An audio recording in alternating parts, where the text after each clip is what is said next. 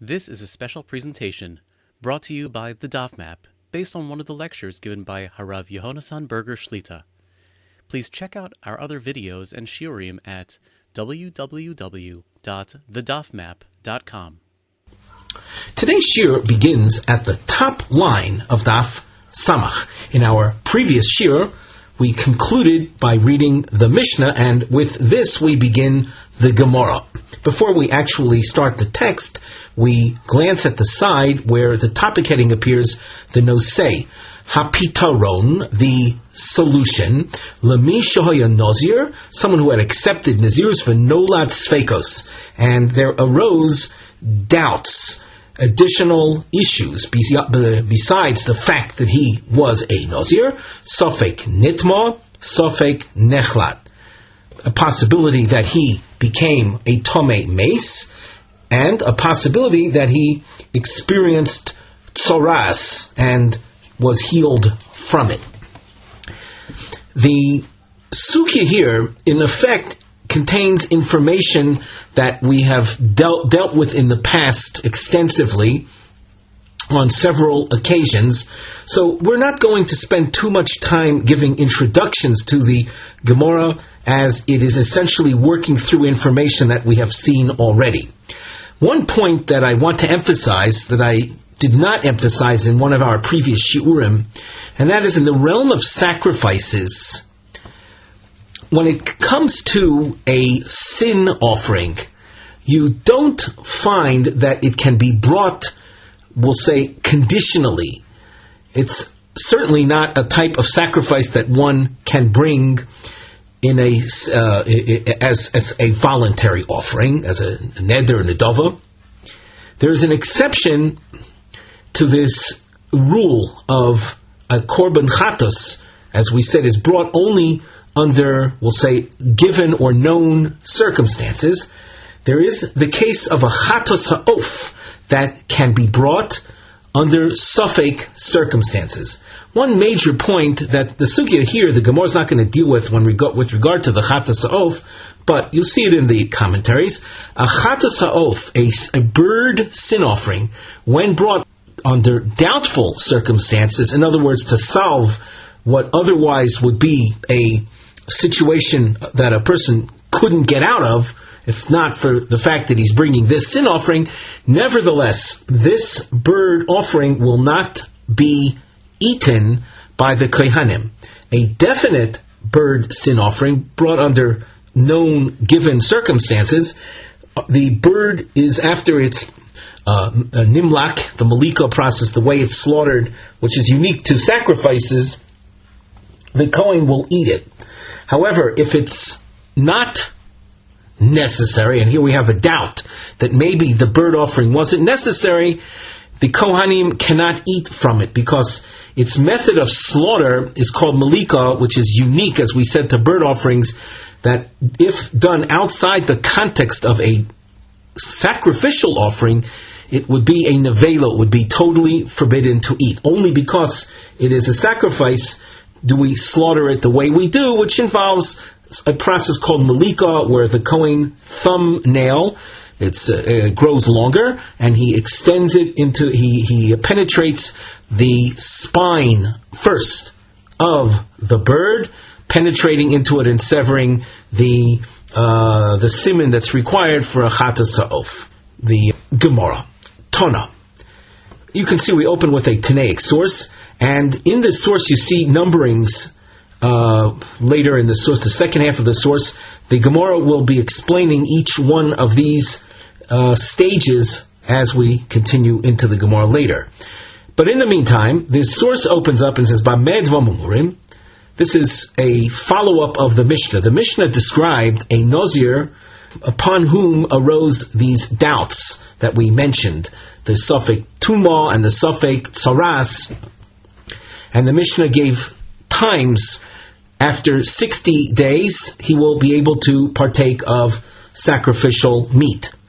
Because during the first 60 days, we learned in the Mishnah, he was, we'll say, solving the tzoras possibility, and in a state of tzoras, until the offerings are brought, until he gets out of that state of tumah or suffik tumah, he's not allowed to partake of sacrifices. So he's considered having solved the tsaras tumah problem after 60 days.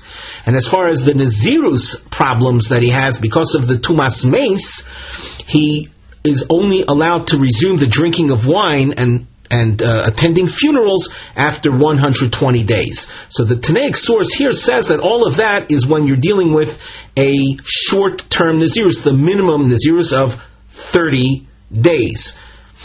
Avol, we continue in the source, the nazirus bas shana, if his initial nazirus was for 1 year, and these doubts arose, oichel bekodshim lachar shtei shanim, he will not be able to partake of sacrificial meat until 2 years pass by.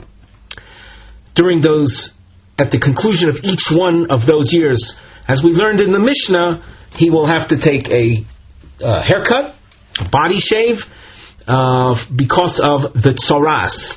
The tsaras demands a 2-stage shaving, and that shaving is strictly tsaras oriented. He doesn't even get a chance to take care of his nazirus issues until after those first 2 shavings. So that will take him to the end of 2 years.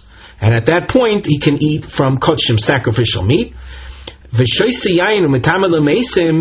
his freedom from the Nazir restrictions, le'achar arba shanim, that will be only after 4 years.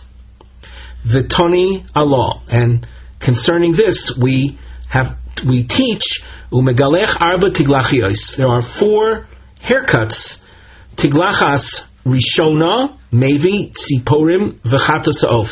And these points will be explained in the Gemara itself, so we don't have to dwell on them right now.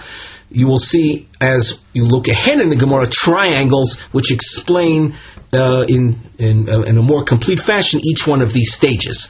So the first haircut, which would be either after 30 days in the case of the Mishnah, or after 1 year in the case of the Nazirus Meruba, the long-term Nazirus. In our case, we had 1 year. So after 1 year, there's going to be a tiglachas, a shave, and mevi tziporim, he'll bring birds. These are 2 birds, one of which is slaughtered over some water, and the other bird is set free. These are birds that are part of the tsaras purification process that are not done in the Beis HaMikdash, not sacrifices. They're part of we'll call it a ritual cleansing that is necessary for the mitzorah. So he brings those birds on the tzad, on the side that he had in fact been a mitzorah and needs to be cleansed from it. V'chatos ha'of, and he brings a bird sin offering. That is on the tzad, on the side that he wasn't a mitzorah, but was a nazir that became tomei. And he brings the chatasof, which comes, as we said, as a suffix. The oilas behema, and he brings an animal ola, burnt offering. That's characteristic of one who was a nazir who completed his nazirus, which this fellow might very well be, meaning a nazir who completed his nazirus, because maybe he was not a mitzorah and maybe he didn't expose himself to death defilement.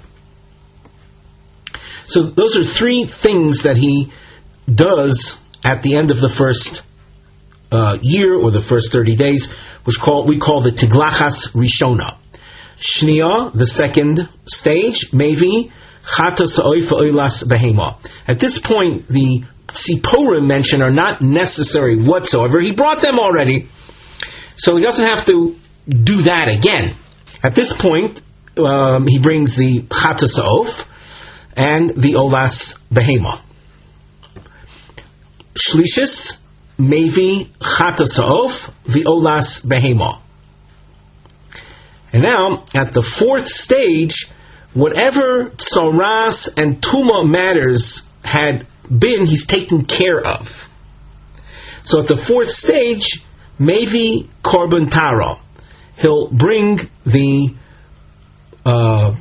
the balance of what he needs to do as a Nazir. I should say he'll bring the Nazir Tohor sacrifices. At the fourth stage, as we said, he's taking care of all the other problems. So that if at this point he really had been a Nazir that was Nitma and a Mitzorah, anything that he had brought till this time wouldn't have satisfied the Nazir Tohor requirements. So now he's bringing those sacrifices. We'll go over these points as we indicated earlier, and that's, you can see the triangles represent that, and we indicate this on the side under our Mivneh heading. The triangles appear Hezber al Kol Shlav Shel Mishoya Nazir. These are explanations for each stage for someone who had been a Nazir. As far as Nazirus, he was definitely bound to observe Nazirus, but Safek Nitma B'meis v'Safek Hoya Mitzora Muchlat. He also had been possibly defiled to the dead and possibly exposed to or experienced definite soras. The Gemara, Amris. This expression Amris is like the expression Omar Mar that you find in other Masechtas. Maseches Nazir, we pointed out in the past, is a Masechta that's characterized by language that's a bit unusual for the Babylonian Talmud. So this is a quote: Tiglachas Rishon Mevi v'chule, etc. You have a little arrow to the immediate right-hand side of the Gemara, enabling you to find where this quote comes from. So we saw there, at the end of the first period, and he shaves, he brings the birds, and he brings a chatas of and an olas behema. And the Gemara explains, and we have a long point. Notice, all of this is the explanation. Mimonav shach. Shapir Komaisi. Whichever way you look at things, he's doing what he needs to do. He's doing the right thing. De'i vadai mitzorahu v'lav tomei hu tziporim chavaso. If he was a definite mitzora and he had not exposed himself to death defilement, the birds are obligatory for a mitzora. That is one of the. It's the first stage of the mitzora seeking purification from his defilement. He brings these birds. The chatas ha'oif sofek oslo lekfura. The chatas ha'oif, which is associated with the tumas mace, so it's brought because of the doubt, and it's not going to be eaten. It goes to be buried. The ulo havya nedava, and the ola that he brought is brought as a voluntary offering. In other words, it's stipulated that if I was a mitzora, the Nazir will say, so the ola that I'm bringing now is a mere gift. Ulegalchoi soif shiva efsher. Here's a line that presupposes our familiarity with the rules of mitzora.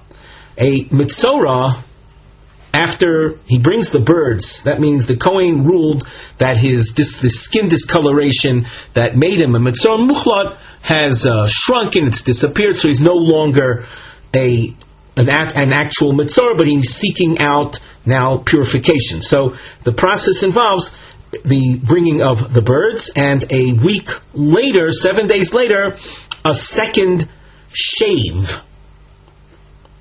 So the Gemara is pointing out that our friend here, who has the suffix,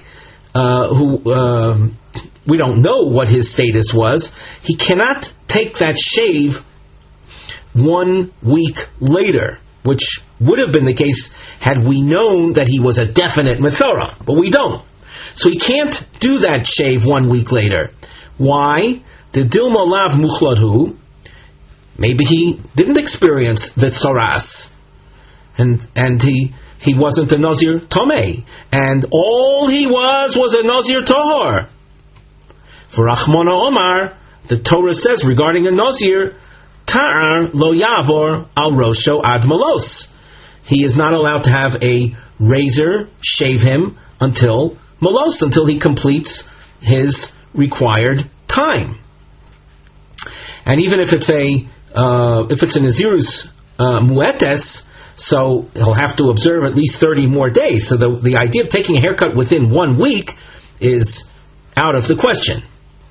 Ve'i lav mitzora vadai havi vehu tome. And if he wasn't a mitzora, but he was a Nazir that became tome, chatas ha'oif chovoso. That bird sin offering that he brings is his obligation. The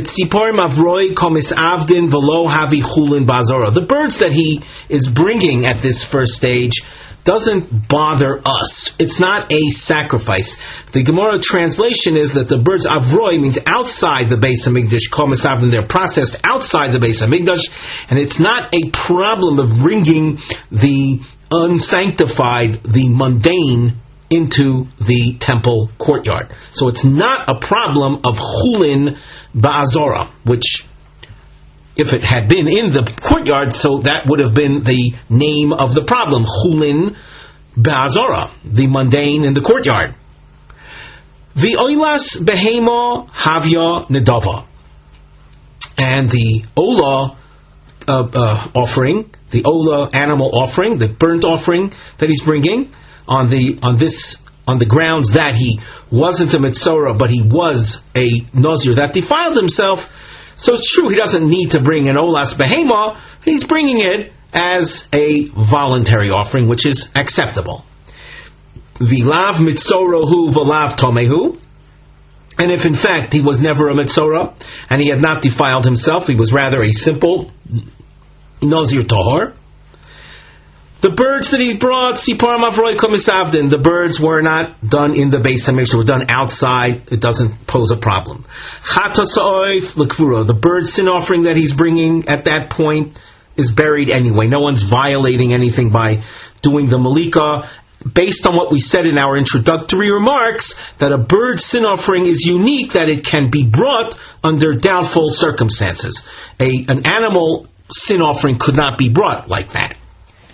Oilas behema avyachovaso, the ola animal offering that he is bringing on the grounds that he wasn't a mitzora nor tome, he is obligated as part of completing Nazirus to bring 3 offerings, and one of them is the olas behema, and that enables him to take the haircut that he is taking at this point, the tiglachas rishona. V'ho boy asham, does he not require as on the grounds that he might have been a Nazir shenitma, doesn't he have to bring an asham, a guilt offering? A Nazir that became tamei brings a chatos, asham, and an ola. Well, what about the asham? Rabbi Shimon he. So this source is in accordance with Rabbi Shimon, the Yomar Maisi Umasni. The asham can be brought and stipulated that if I need it as an asham, then let it be an asham, and if not, it shall be treated as a shlomim. Although he's going to have to, it will be eaten within 1 day, because that's the time period an asham has for its consumption, which is called it's called being mevi kachim lebeis hapsul, for those of you who are familiar with that term. But Rabbi Shimon is not mindful of that under these circumstances. So the asham can be dealt with as we just suggested. It's brought with a stipulation. Now, tiglachas shnio shlishis, the second haircut after 60 days, or in the case of the 1 year Nazirs, it would be after 2 years, and then the third haircut after 3 years or 90 days. Tziporim lo tzorich daha of it. He doesn't need to bring birds anymore. It was done. That is to be done at the very beginning of the tzoras purification process, and he did that. He brought them at the tiglachas rishona. My ika, what's left? Dilma vadai muchlatu? Well, you'll say maybe he was definitely a mitzora muchlat. So Chada, we mentioned in the Tiglachas Shnia and Shlishis you noticed, if you look back at the source, you can see there was a bird sin offering each time. So, chada l'sofek sifro, one of those is what a Nazir would have to bring at the end of the counting period. We mentioned that there were two haircuts a Nazir has to take. That is a mitzorah. There are two haircuts that a mitzorah has to take, 1 week apart from each other in the original halacha, not over here, but there's a 2-stage haircut process for the mitzorah to get out of his tzaras. At the second stage, he brings a sin offering, and that is what one of these birds represents. The second haircut above, the shnia, you saw a chatas of brought. That would be to cover the possibility that he was a muchlat, that he was a mitzorah, getting out of his saras. So that's one of the chatas ofs. That's one of the bird sin offerings. V'chada l'sofek tumaso, and the other bird sin offering is brought as the possibility of his having been a Nazir that became Tomei. We mentioned a Nazir that becomes Tomei brings 3 sacrifices, and one of them is a Chatas Ha'of. Let us look at the Rosh commentary. We have a little star there. So he says, Havyo Chado l'sofek sifro, v'chado l'sofek tumaso. Pirush Chatas Ha'of, al tiglachas shniya, the bird sin offering that he's bringing at the second haircut, havi l'sofek, sof yemei sifro, the end of his mitzorah counting days, and the v'shel tiglachas shlishis, have l'sofek yemei tumoso, and the bird sin offering that you saw as part of the third haircut is brought on the grounds that he might have been a Nazir that became Tomei. The Rashi also, a little more elaborate in his explanation. We have a star in the Rashi as well, the lower part of the Rashi commentary. We're reading from where the star is. Hilkoch b'tiglachas shniya miboyle lasuye chatos ha'oif b'mkom chatos behemoshe mechuyev lahavi. A mitzorah, when he is achieving purification, he has to bring a sin offering. So technically speaking, a real mitzorah would bring an animal sin offering. But we mentioned before that you can't bring an animal sin offering when it's under doubtful circumstances. So the bird sin offering fills that role. The other bird sin offering that he's bringing at the third haircut, l'safek tuma. The oilas behema shebezu, the burnt animal offering that you see at stage 2 and 3, tevei nedava, we'll consider that a voluntary offering. Let us continue in the Gemara. We go back to the Gemara. Bottom line, tiglachas revius, mevi, korban, tahara, umasni.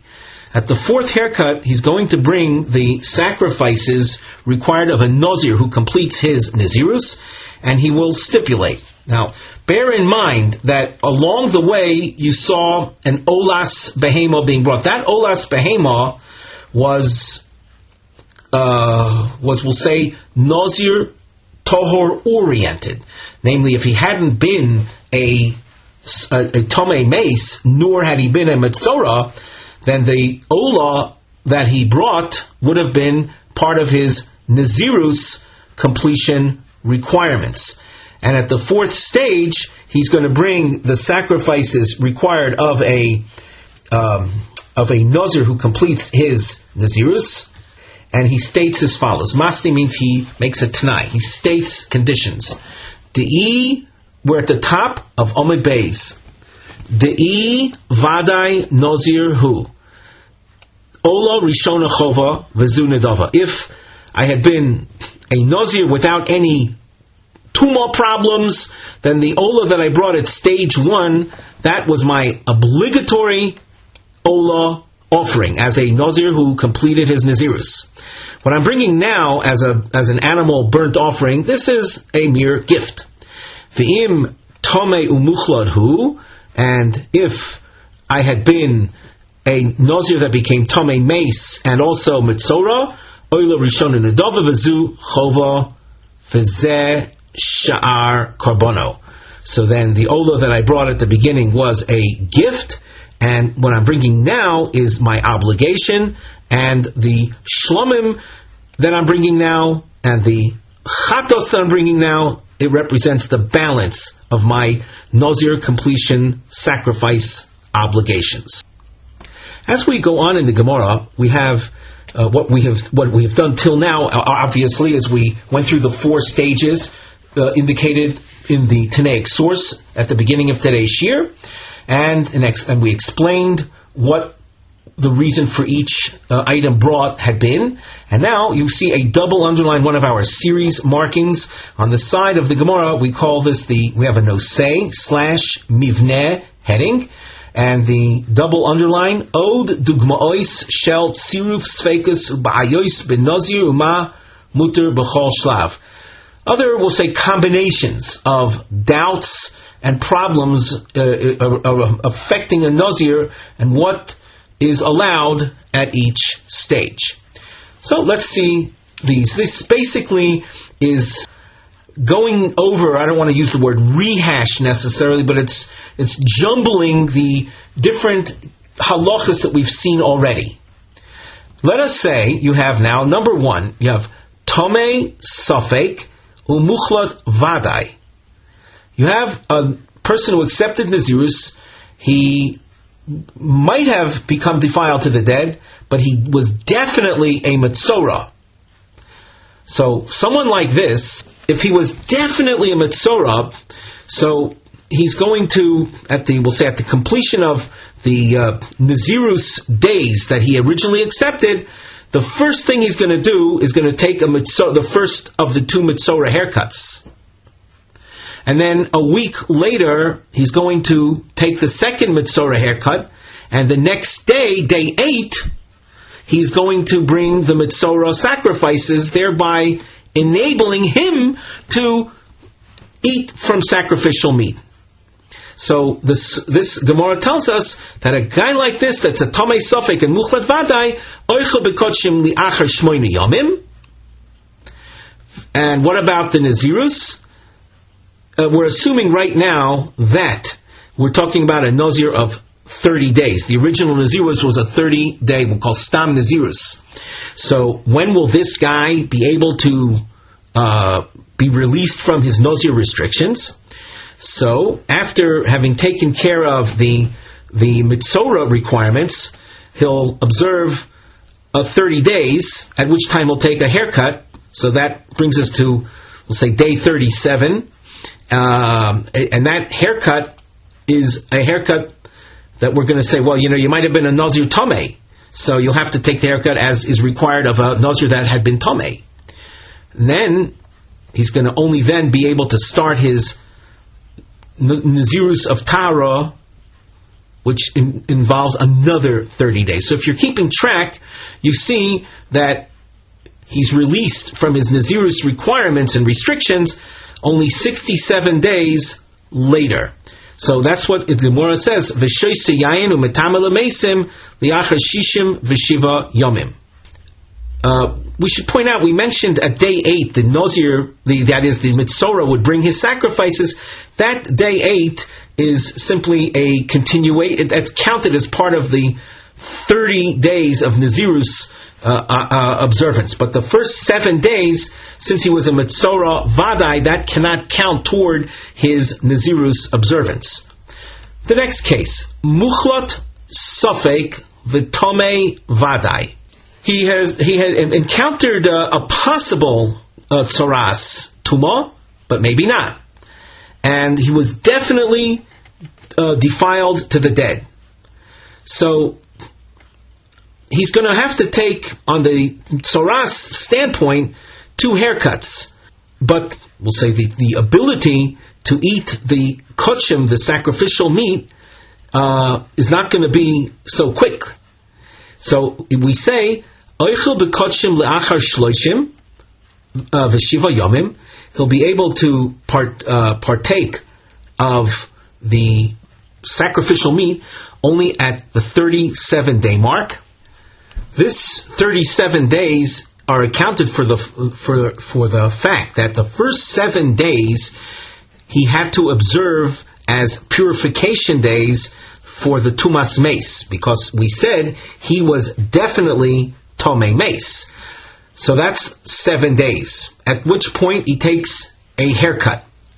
And that haircut is, we'll call it the first haircut, which would be for the Nazirus of Tumah. However, he might have been a Metzora.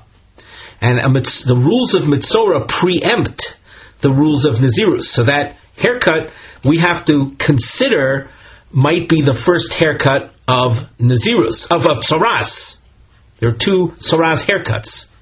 When does the second Tzoras haircut usually take place? We saw it just before. 1 week later. But he's not going to do that here. Why not?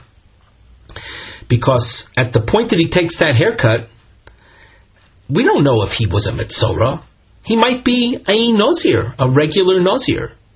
And a regular Nazir cannot take a haircut within 30 days. So there's not going to be any haircut for another 30 days. So there you'll have the second haircut. Now that second haircut, if he had been a Metzora, that will count as his Tzoras number 2 haircut, the second Tzoras haircut. That having been done, he'll be able to partake of sacrificial meat. So with that in mind, we've accounted for 37 days. Let's continue in the Gemara. V'shoise yayin u'metamel mesim li'achar shiva va'arbo yomim. He'll be released from his Nazirus altogether after 74 days. Well, how do we account for that? We got ourselves already to day 37. At day 37, we said he finished what might be the Tzoras requirements. At that point, he's going to have to wait 7 days in order for him to be able to take the Nazir Tumah haircut. A growth of, we'll say a minimum of 7 days is needed in order to qualify as a legitimate haircut. So that gets you, that's 37 plus 7, 44. At that point, he would have completed his Tumah requirements, and now he has to observe his Nazirus of Tahara's regular Nazirus requirement. Another 30 days, 44 plus 30, 74. And at that point, he is released from his Nazirus restrictions. Let's continue. Third case. Tomei Vadai Umuchlot Vadai. Here's a fellow that had accepted Nazirus, was definitely defiled to the dead, and was a definite Metzora.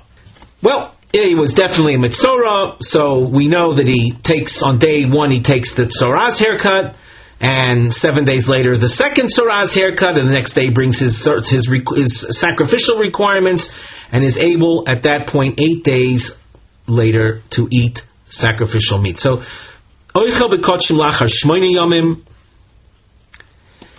V'Shoyse Yain V'Tamel Mesim. Now, as far as he needs to be released from the Tumah problem, so after the second haircut that he took, which is called the second Metzora haircut, he had to wait 7 days. That gets you to day 14 for his Tiglachas of Tumah, and then he has to observe the basic Nazirus of 30 days, getting you to day 44. So the source, this Gemara tells us, he's able to resume drinking of wine and attending funerals, defiling himself to the dead, after a total of 44 days. Shalu Talmidov es Rabbi Shimon ben Yochai. Here's a new case. Nazir Tahor u'Metzora. Mahu shigaleach tiglachas achas ve'oile loy lekan ulekan. Now, we saw in the Tanaic source, and this is essentially the basis for their asking the question, that when a fellow had been a Nazir with the Safek Tumah and the Safek Tzoras, he had to take 4 separate haircuts. we did not say that one haircut could count for two things. So here we have a person that was he was a Nazir that did not defile himself to the dead, but he experienced saras. Their question is, Mahu shigalech tiglachas achas v'oiveloi lekanu lekan. Can one haircut count for both? Omelan eino megalech. No, one haircut cannot count for both. One of the saras haircuts plus the Nazirus completion haircut. Before we go further, let's take a look at the Rosh.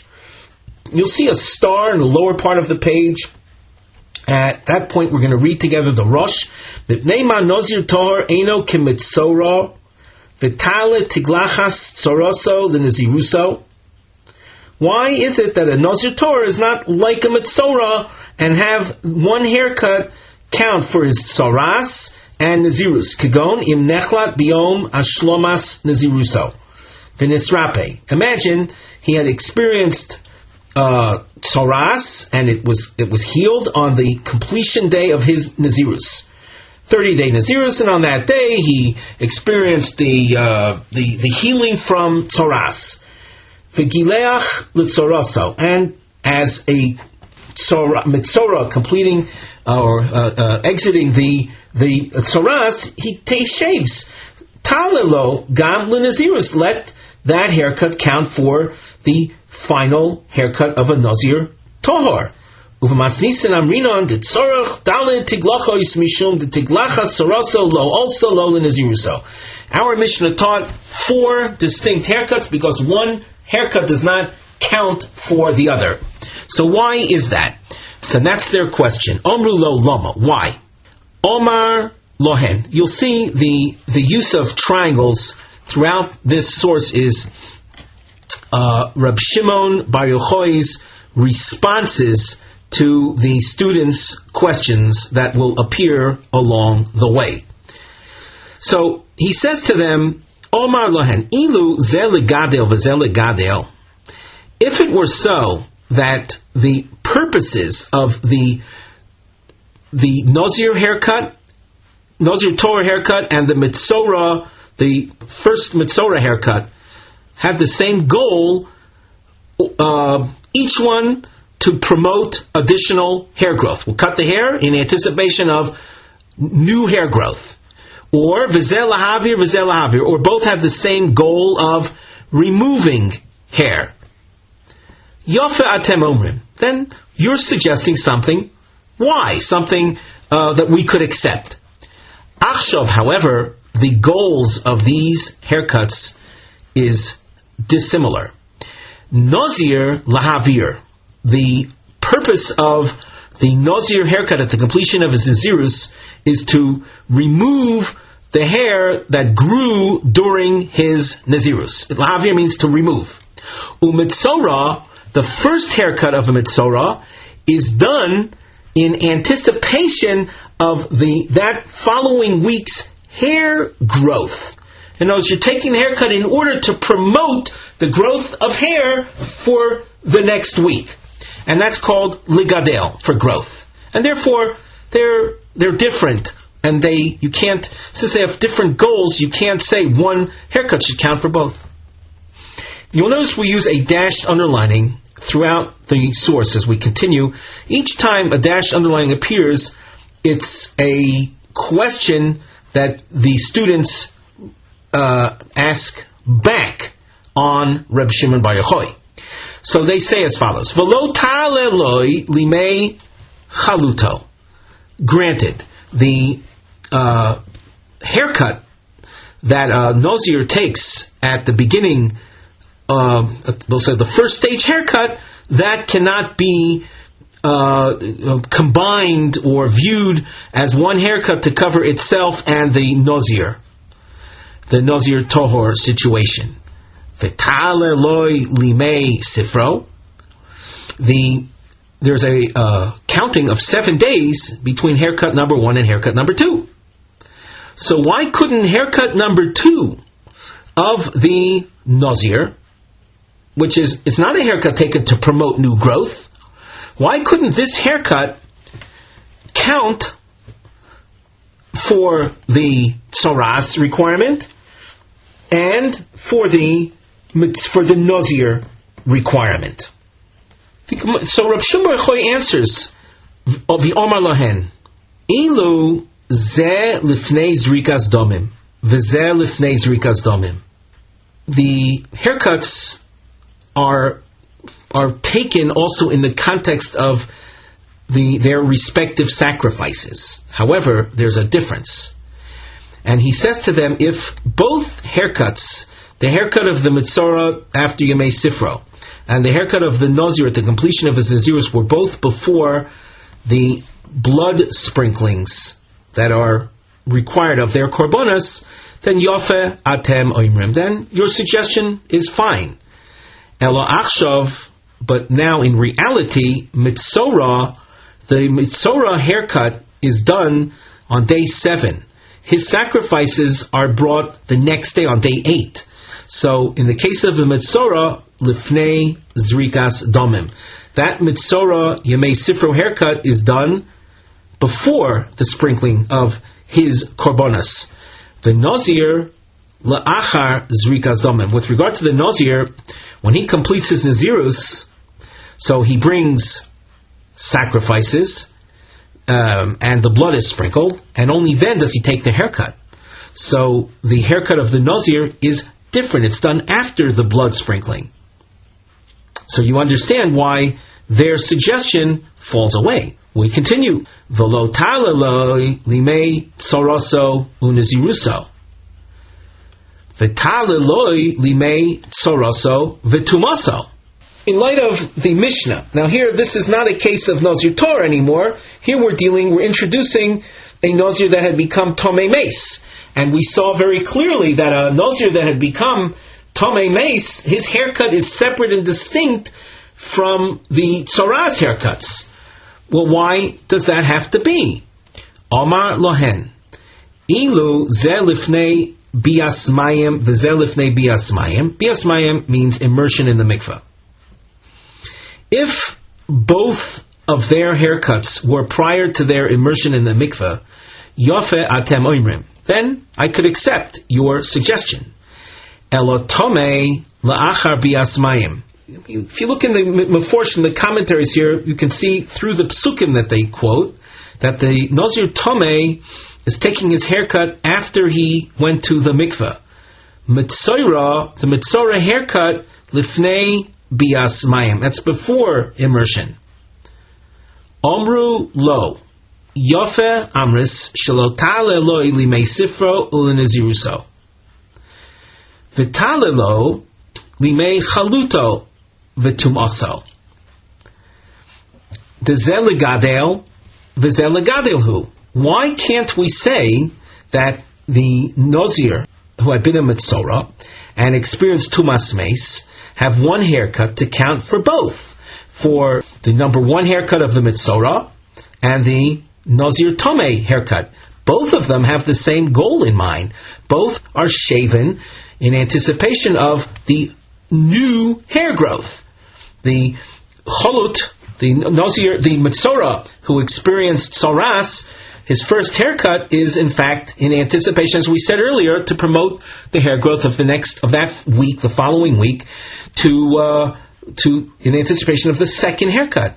So it's legadeo. And the Nazir that became Tomei takes haircut in anticipation of the Tahara, the required Nazirus observance that he now has to observe, which is to grow hair for the next 30 days. Amar lahem. So Rab Shimon Bar Yochai responds to their suggestion concerning the one haircut counting for both Nazirus and for Tzoras. But he gives a seemingly let's say complete answer, more than what they had said in their question. So Omar lahem im Nazir Tohar v'hu Mitzorah, if what you were suggesting was the Nazir completion haircut of a regular Nazir Tohar and the Tzoras haircut, Well, zel legadel v'zel lahavir. The mitzora muchlot haircut is to remove the Nazir Tohar haircut is to remove the hair that had grown during his Nazirus, and the Mitzora haircut is Ligadel, is to grow the hair for the next week. It's cut now in anticipation of that week's growth for the second haircut. The Nazir Tomei v'hu Mitzora, and if your suggestion dealt with the Nazir Tomei and the Mitzora, well, Zeh lifnei bias mayim v'zeh li'achar bias mayim. One is before the immersion in the mikveh, and that's the mitzora is lifnei bias mayim, and the Nazir Tomei, that's after the immersion in the mikveh. So one haircut cannot count for both because of these differences. We continue at the top of Samach Aleph Amud Aleph. Toni Rebbe Chia. Zeh lifnei bias mayim v'zeh lachar bias mayim. Zeh lifnei zrikas domim v'zeh liachar zrikas domim. The text, as it's taught, is very terse, but it reflects what we have learned till now concerning the suggestions of let a Nazir Tomei and Mitzora one haircut count for both. They can't count for both. One is before immersion in the mikveh, and the other is after. Likewise, the Nazir Tohor and the Mitzora haircut cannot count for both. One is before the Zrikas Domim, and the other is after Zrikas Domim. Shetiglachas Hanega v'chulei. We have a question. You'll notice it's a long question marking. Romi Bar Chama will ask, the 4 haircuts, is it a mitzvah to shave the hair off, or is it for the purpose of hair removal?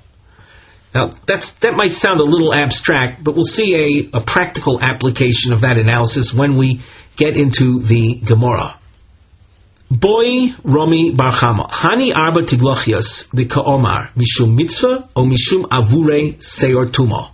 Is it required to fulfill the Torah precept, or is it hair removal to remove Tomei hair? Lamai nafkamina, what practical difference is there in this analysis? Lavure benosha, to take one of the haircuts using a depilatory, in other words, not shaving with the razor.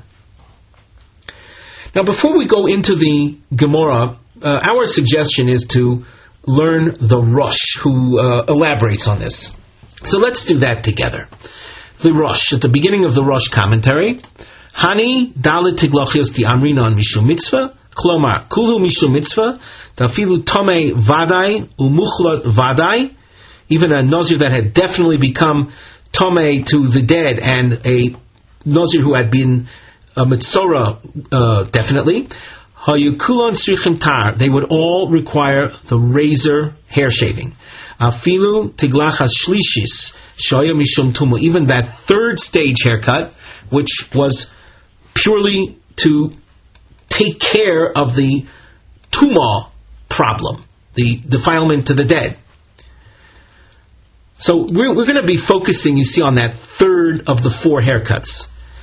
The truth is that haircut 1 and 2, those are mitzora related. They have to be done with a razor. The 4th haircut is the final haircut for a Nazir Torah that has to be done with a razor. The issue is going to concern the 3rd haircut, which is done because of tuma considerations. So that is it a mitzvah? Oi mishum avurei seir shiabri menu seir shohelo b'shat shenitma. Or is that haircut, that 3rd haircut, for the purpose of removing the hair that was on the Nazir when he became Tomei? Again, removal of hair. Uvavure nosha sagi, and using a depilatory would be enough. Fuadin de mabayale l'chol tiglachas Nazir Tomei. Truth is that this could be raised as a question for any Nazir that became Tomei, but tzorch lomar, dinami sagi le bavure nosha tzorch ligalech mixas rosha betar. Oy b'misparayim. Shimhoya soch nosho korosho sulo hoda rovi kinamashber gechovel. Here the Rosh is getting into a, we'll say, side remark, and that is based on the Gemara in Bava Kama. The nosha that we think we're talking about right now is a depilatory that prevents any further hair growth. And if it does that, and if he would use complete depilatory, there would be no hair to cut off for the final Nazir haircut. With that in mind, we now turn back to the Gemara. We pointed out then, if you say it's a haircut, 4 haircuts that are mishul mitzvah, so that categorization means each one must be done with a razor. If you say that it's for hair removal, and we were focusing on the 3rd of the 4 haircuts, then the depilatory would be sufficient. The Gemara continues with this analysis. Iamris mishum mitzvah, then lavuri benoshalo, then the use of the depilatory would be unacceptable. V'amris mishum avuri seir tumo, afilu sachin nosho nami. Mai. If you say it's for the removal of tomei hair that was on him when he became tomei, so the goal is removal of the hair, and that would be accomplished with the nosha. Omar Rava, so what is the ruling? Omar Rava Toshma. Rava says, listen, by the language of the source, umegaleach arba tiglochios. The language was, there are 4 shavings. If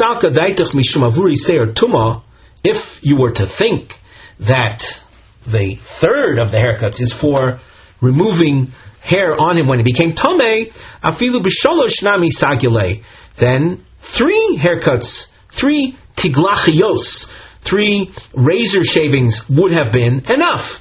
And that would be like shavings 1, 2, and 4 with a razor.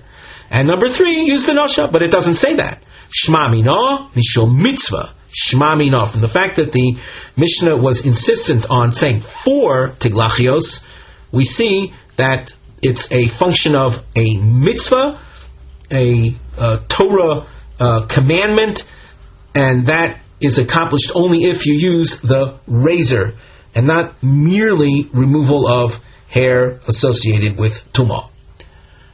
With that, we conclude our shiur for today. This was a presentation of the Daf Map. We hope you enjoyed it. Please like and subscribe to be informed of our other videos. For resources and more information, please visit our website at www.thedafmap.com.